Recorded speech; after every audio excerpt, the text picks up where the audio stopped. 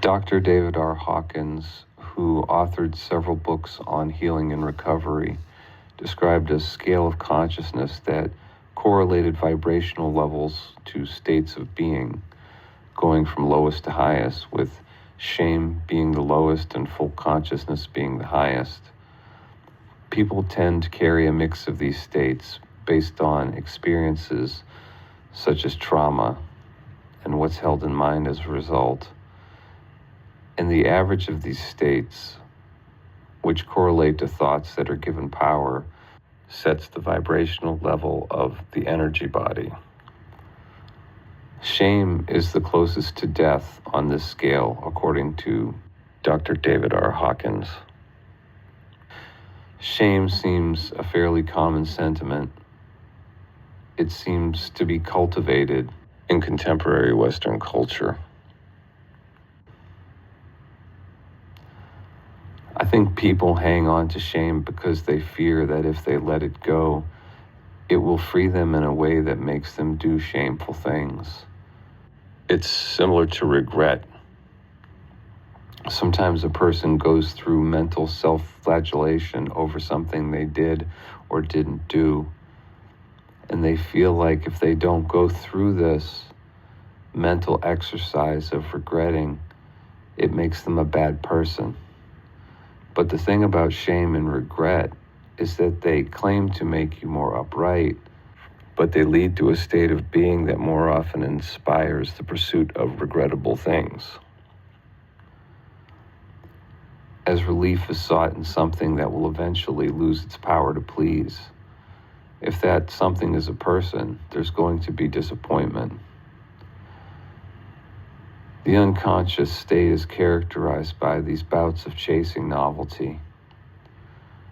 This process of going from infatuation to jadedness. When one of these pursuits becomes problematic,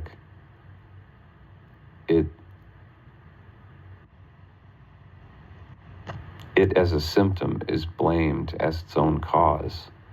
And so this thing is given up and replaced with something else, for which there will eventually be boredom. It's a cycle, the peaks and troughs of which are like the teeth of a buzzsaw that brings chaos to one's life and state of being. One of the big benefits of being alone is there's no one to project the idea of a person onto you. Through conditioning, it is possible for someone to become another person's idea of them, or at least their conceptual self to become that. It's done through the feedback that goes between people. Beware of a partner who's constantly telling you about yourself, trying to tell you how you are and trying to define a set of boundaries for you based on their idea of your competencies and capabilities. Not all partners do that. It's the one who always wants to play devil's advocate. If you hear this feedback once, it might not make an impression on you. If you have a healthy self-image, but if it goes on for years and years, you can start to believe it. There's truth in the idea that a message repeated over and over again will eventually be incorporated into the landscape of what's considered truth.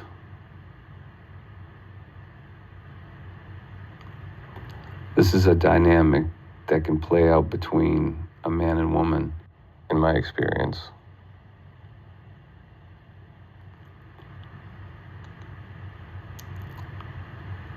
In contemporary times, a woman can be conditioned by media that makes her believe that all men are inept, like the typical Homer Simpson, Al Bundy, Peter Griffin, incompetent boob of a dad that's been portrayed on television shows for decades. If she projects that image onto her husband long enough, he'll either conform to this idea, if only subconsciously, or he'll confront her on it and she'll either adjust or they'll part ways. You will be best equipped to handle a relationship when you are already happy going into it, And by this, it doesn't mean that you were on some happiness kick because of some other novel thing in your life just before the relationship came, but rather that you have a baseline level of happiness that turns a relationship into something of a sacrifice. The addition of a person to care for. In this state of uncaused happiness, a suitor competes with the joys of solitude. I spent some years visiting a local Buddhist monk, and we meditated regularly. I got to meditate around many different people. The room always felt different depending on who was in it. But meditating alone with the monk felt like meditating alone, period. This type of presence can be brought into a relationship. Assuming you are already happy, an emotionally unburdened person is the ideal partner. One who doesn't constantly pull you into the timeline. This is what's meant by loving someone in a way that makes them feel free. Being present is like a superpower in interpersonal relations. There are no expectations in presence. And if you believe that happiness equals reality minus expectations, it's like foregoing a tax that's levied for ruminating on what could be, should be, or should have been. Those are all taxes on your state of being. And to hold someone hostage to those ideas is a tax on theirs as well. In presence, you're able to give your full attention to the other, and you have more resources to bring to the interaction, since it's the timeline that harbors the predator who would otherwise devour them. By sheer willpower, attention can be forced to avoid those mental waters of the timeline, but not perpetually by willpower. Time is entirely mental for us. Everything but now is a thought.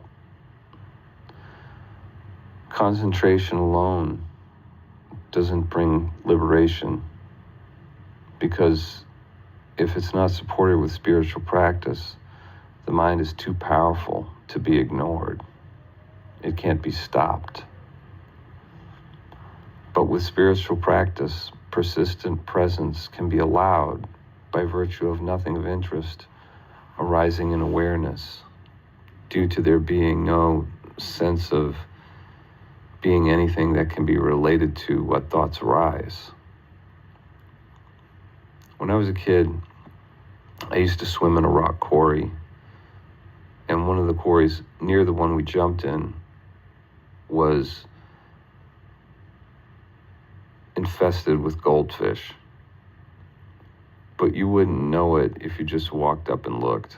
However, if you got some food and threw it in the water, the whole quarry would erupt as if filled with orange piranhas.